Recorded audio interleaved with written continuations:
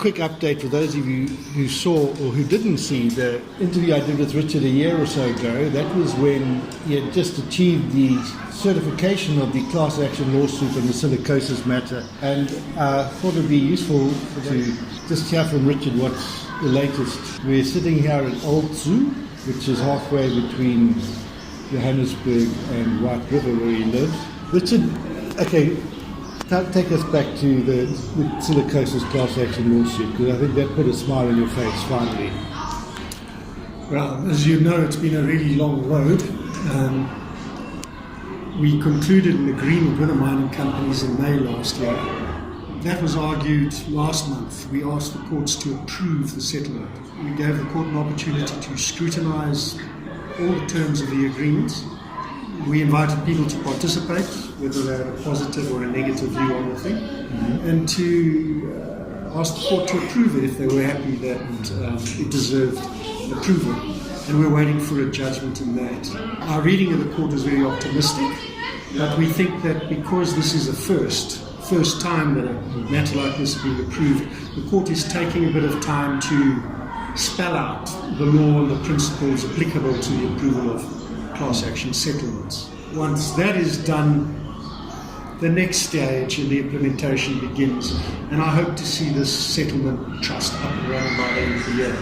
Have you sorted out the question of membership and the chairing of it and all that stuff?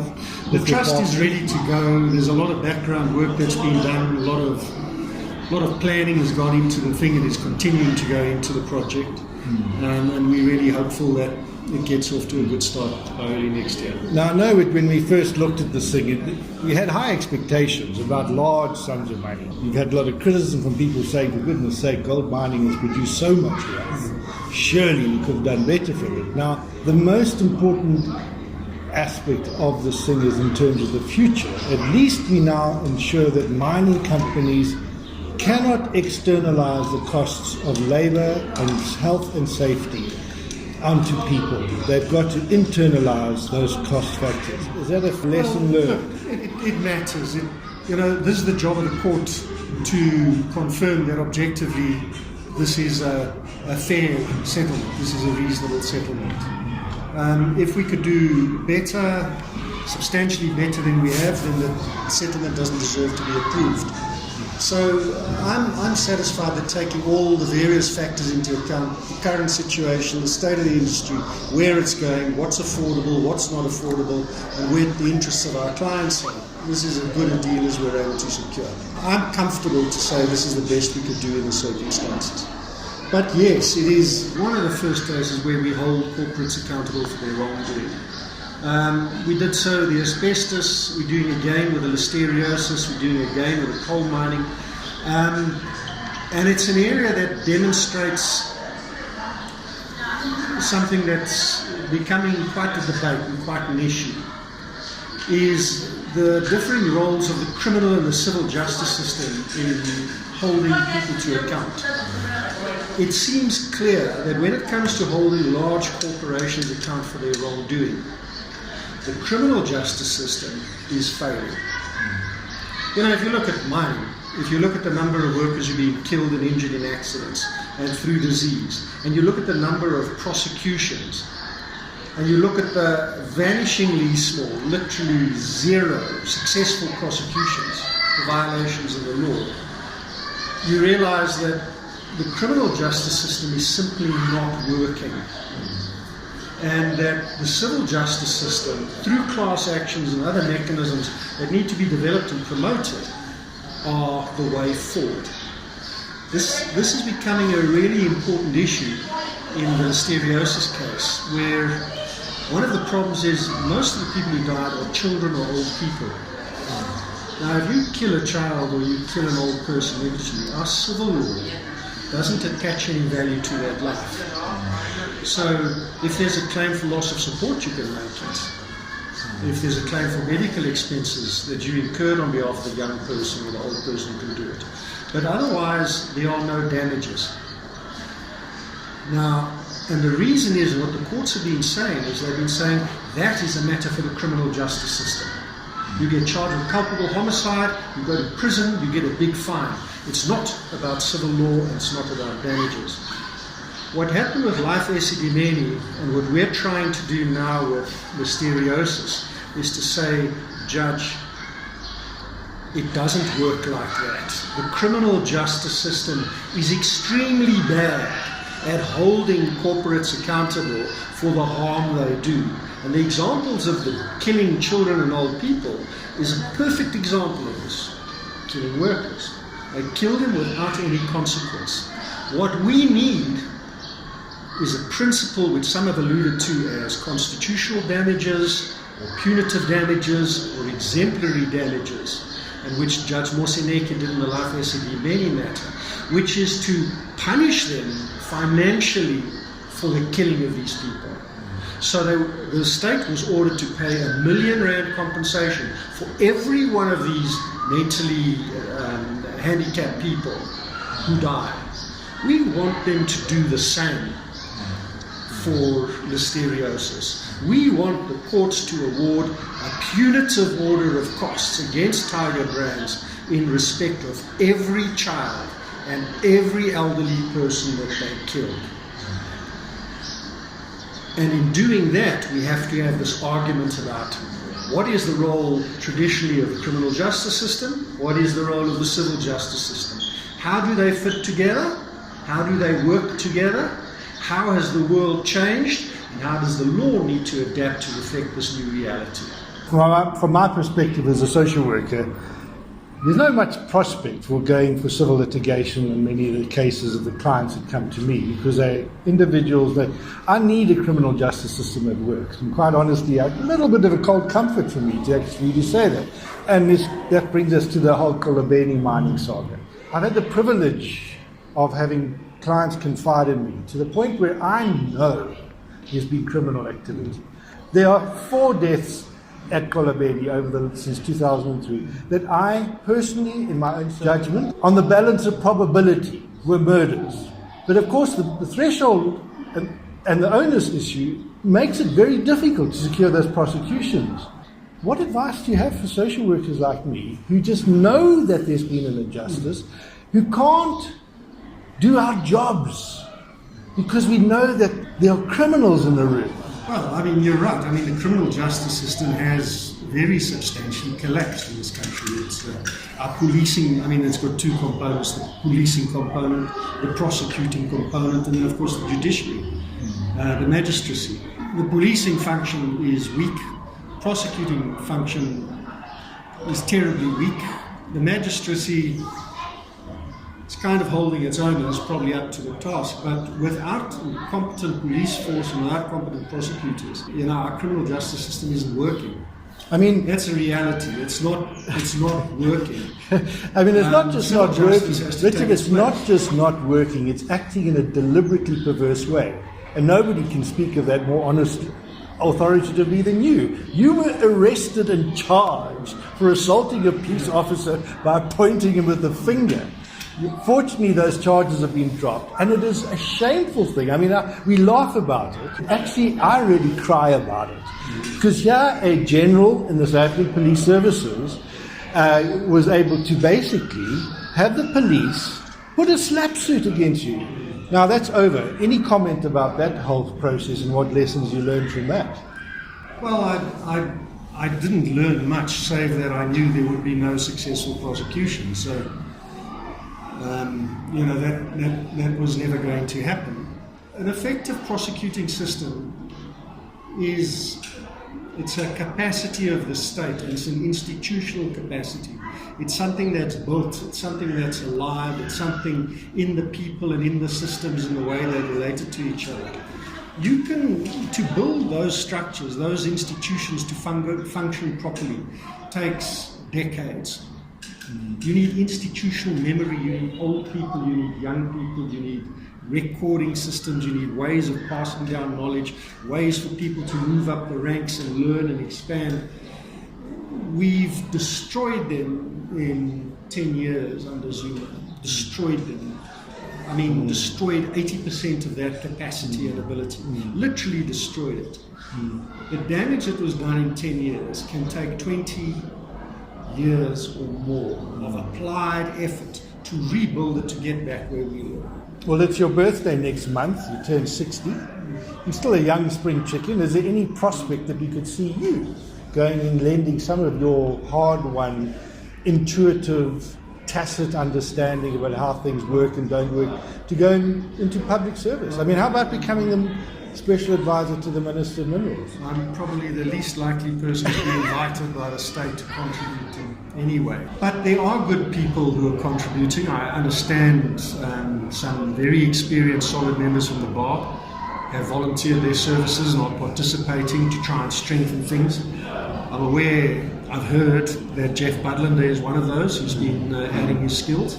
And you took more of those people on board, we could really do something. There is still expertise in civil society that could go to enhance and strengthen the state. And, for a brief period post-94 that happened. There was this flurry of influx of competent, caring people into the civil service. And unfortunately, they become in some ways domesticated to the system. And they lost their... They were political cowards as well, instead of standing and fighting, and they gave up and they moved out again, or capitulated. Or, I don't know what happened. There was political cowardice. I mean, that's it. I mean, we needed a skunk like Jacob Zuma to really emerge for people once again to have the strength to speak out. To find disgraceful conduct the last 20, 25 years by so-called progressive and enlightened people. At the bar, in all the professions, in the medical professions, and you name the spectrum, in business. Cowardice, sycophancy. The last 25 years are not a glorious chapter in the South African history. Well, I liken it to the sort of the wandering around in the desert. The journey between the slavery of Egypt and the promised land is only a short journey, a couple of days. It took 40 years because we needed to go through that consciousness shift to the point where, and I'm still not sure we're going to get there. We're not there yet. Another 15 years. There is still a very uncritical, unthoughtful kind of approach to power and to politics. You look at the voting patterns. I mean, they speak for themselves.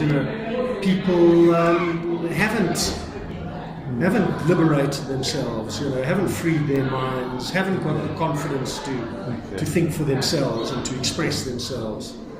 We still kowtow and bow to authority and show respect. Well, authority that has lost legitimacy. My point about authority, it's not power, it's something different. Authority comes from people trusting you for your integrity. This abuse of power feeds on the helplessness of individuals. It's people's helplessness that kind of obliges them to politicians, that forces them to beg, to plead, to be uncritical, because they have no agency, they have no control over their lives. They depend on the rich and the powerful to bless them. And then when it doesn't, to give them an opportunity and a job and a life and a future and a house and an education. And if they alienate those people with power, they feel they have nothing. Gwede Mantashe stood by while you were arrested. You were trying to intervene in that situation. I believe that there were certain elements that wanted to sabotage it. I think there were other very kind of like dark forces at play in the Xolobeni situation.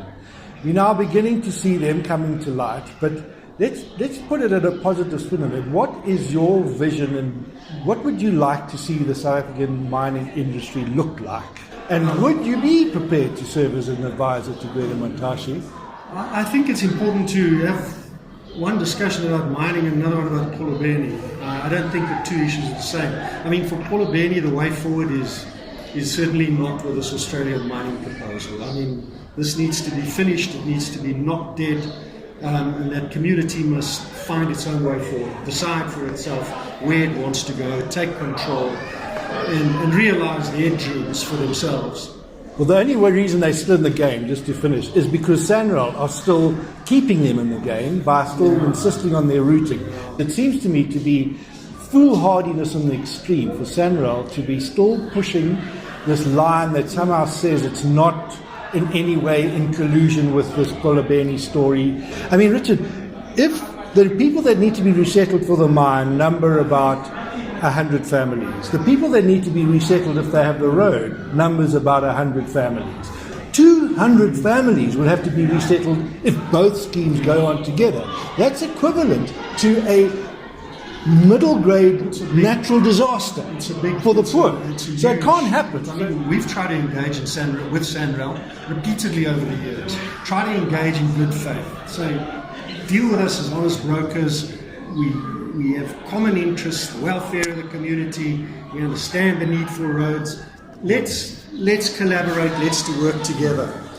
But there's just no willingness. There's a dogged determination to implement and lay down the line. So, they're up against a community that's it's pretty hardened and learned a lot of lessons and acquired quite a lot of power through struggle the last years. Yeah, and I think it's a good news story. I mean, despite all these terrible, the fact that we now know about them and they're all coming out. It's the wrong community to fuck with. I mean, don't do it, But they don't listen. They don't learn. Look. Already the cost is being paid. I mean, massive delays. Billions of rands are being wasted as we speak by this deadlock caused by bad planning, bad community relationships, hiring El Cheapo corrupt consultants to facilitate relationships. Dishonest people who are not independent. I mean, people with an agenda, political or self-interested agenda. If you want to see an example of really bad planning and bad implementation of a large project with social impacts, look no further than Sanral. It is staggering that a large corporation like this that should have so much experience can foul things up so comprehensively. No. And how do we bring things back down to a realizable social transformation process at a local level? What are your lessons there? Well, if you take the Sanral example as an issue, to kind of stop it through legal process is really going to be challenging. It's a difficult one from a lawyer legal perspective, which means we can't kind of close it and bring it to an end, which means they will probably continue to bungle.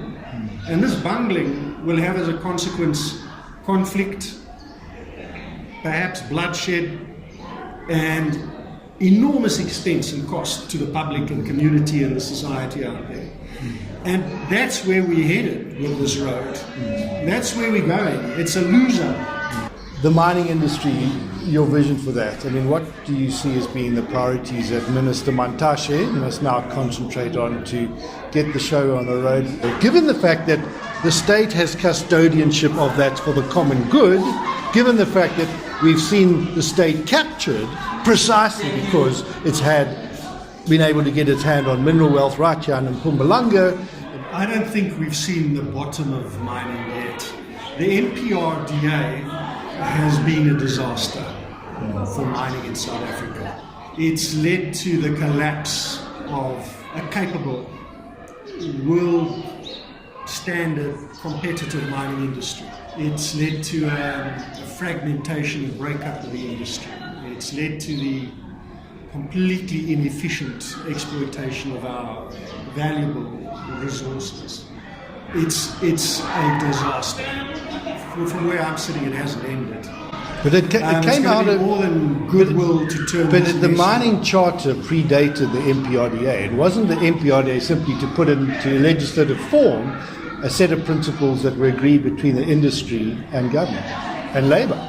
No, it was a kind of a dream about the state taking guardianship of our minerals and using them for the advantage of the people of this country. But the cure's been worse than the disease. It's been a lot worse. It's been catastrophic. We'd probably be a lot better off if we'd left things as they were and just focused on collecting tax revenues from the mining companies. That would have been more efficient and more effective way to enhance and empower people through our tax revenues than the disaster that we've seen unfold. Look, Gwede clearly wants to see an industry reformed, but does he know how to do it? Does he know what the problem is? Has he identified the problem? Has the problem been identified? Do we have a clear vision for the utilization and exploitation of our resources? frankly, no, we don't. I mean, other than the determination to see, majority shareholding in black shareholding in mining companies, is there a vision? Is there a plan? Other than that, and you know how that BEE thing has worked out. You know, empowerment of a handful of people, rich people, and then thousands of kind of lower level criminal / entrepreneurs who are kind of booming into the sector and scratching in the soil and leaving great big holes and leaving huge debt behind them and appalling employment conditions, appalling environmental conditions. It's a catastrophe. But there is a provision now for community trusts. That will never work. Why not? It's fantasy. Community trusts. Who's going to set up those trusts? How are they going to be administered? What are they going to do? How's that going to work? I think that our firm probably has a better understanding of what the challenges are with kind of community trusts and these kinds of structures than most anybody else. Have we been asked? Have we been consulted about how you should do these things? How you should set them up? No. Does the state know? Do they have any capacity to do this? To set it, to supervise it, to run it? No, they don't. It's a fiasco. It's a joke. It's a farce. It will lead from disaster to worse. Well, it works nice on paper. It looks like doesn't work on paper. It works nice as an idea floating in the sky, untouched by human hands. Ooh, community trust. 10% of all the wealth to the people, and we use it to enhance the people. That's an idea. It means nothing in itself. If you don't know what you're going to do, where you're going, what you want to achieve, what the consequences of this thing are. Now the wind's dropped down a bit, so I'm about to jump in your little yellow aeroplane with you, and we're going to fly over the Optimum mine. But before we do that, just to put some context to it, that Optimum mine was the mine which the Guptas through Tegeta took captivity, and it was all part of the corrupt deal that has become to exemplify the whole state capture agenda. In the KwaNobuhle township near Hendrina, a clinic was built by a consultancy that I once worked with, which was there to the benefit of the community. But once the capture process was underway, that clinic now exists without staff, without a budget, where there was some idea that this mining company was going to plow back some of its profits for the collective health and well-being of the community, has come to naught. So that's the story of what the consequences of state capture have been, not just in terms of the loss to the fiscus and everything else, but to the loss of people in the social fabric of society. There are a couple of things. First of all, the mine was owned by Glencore. Now, Glencore is a company, a very large international trading company that dabbles in mining. It's pretty ugly history. Mark Rich, pardoned by Bill Clinton, role in the DRC, whatever. But for all its faults, Glencore is a very large, very capable, very efficient, very able corporation. Glencore were pushed out by the Guptas and Zuma's family in the name of BEE empowerment. Glencore left. Zuma and his state capturers and his cronies and BEE took over this mine. It's collapsed, it's dead, it's finished, it's over. The clinic you speak about has collapsed, it's finished, it's over. It's a perfect example of where this state, through its faltered and flawed visionary thinking, has led us. So the net consequence of the ousting of Glencore and the introduction of the Guptas and the Zuma family and all their cronies has led to poverty, collapse, waste of resources, contributed very substantially to the collapse of Eskom and the financial shit they find themselves in. Disaster. And has state for 1 minute stopped to think, what are we doing wrong? It's not just about fraud and corruption. It's about bad ideas terribly implemented, not thought through. It's about ignorant trying to run a government when they don't have the people, the capacity, the expertise, the knowledge to actually do it. There is no capacity to do policy work, to formulate policy and implement it. It is missing. It's good intentions, big visions, zero implementation. Richard, we can curse the darkness. Let's light a candle. If you were a magistrate in Chile, mining rights are decided and awarded in the judiciary by magistrates. In that way, they've removed it from the executive powers. It's now in the judiciary because of the risk of corruption that can happen if it's in the executive. Chile has now established a legislative regime whereby magistrates award these. Imagine yourself to being a magistrate sitting in South Africa and deciding on a mining rights application. In theory, what would you look for from the applicant? Yeah, well, clearly, I mean, you need a policy framework within which you work, a policy and a legislative framework within which to work.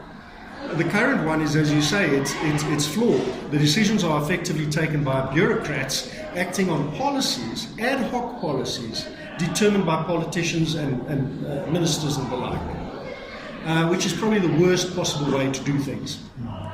It's not objective, it's not fair, it's not consistent. It's why things fail.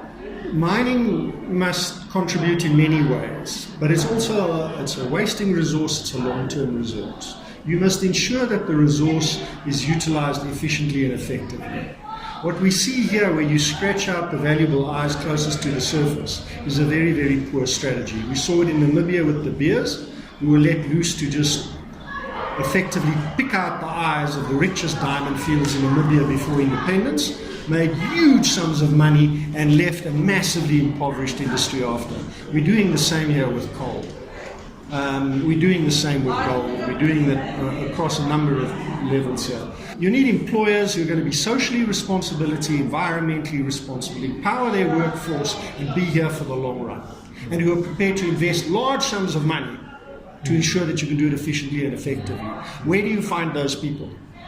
They're large international companies who are prepared, for the sake of a stable, long-term future, to make the investment that accrues to the benefit of their shareholders and to the greater benefit of our country.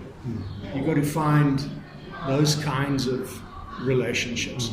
We cannot do it on our own. Good. Well, I think that's probably a good point at which to pause this conversation, because I'm looking forward to seeing this all, getting a bird's eye view of it. And Richard, thank you, and happy birthday next month.